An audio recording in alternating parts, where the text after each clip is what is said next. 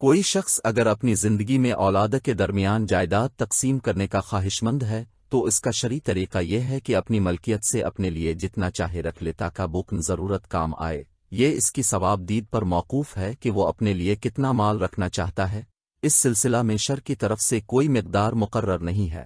اپنا حصہ الگ کرنے کے بعد کل مال کے 8ویں حصے کے بقدر اپنی بیوی کو دے دے اور بقیہ مال اپنی تمام اولاد میں برابر تقسیم کر دے، یعنی جتنا بیٹے کو دے اتنا ہی بیٹی کو دے، نہ کسی کو محروم کرے اور نہ ہی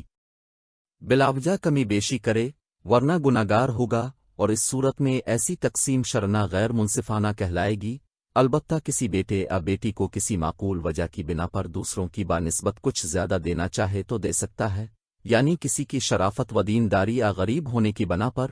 آزادہ خدمت گزار ہونے کی بنا پر اس کو دوسروں کی بانسبت کچھ زیادہ دے تو اس کی گنجائش ہے۔ زندگی میں میراث کے حصے کے اعتبار سے تقسیم نہ کرے، کیونکہ زندگی میں برابری کا حکم ہے۔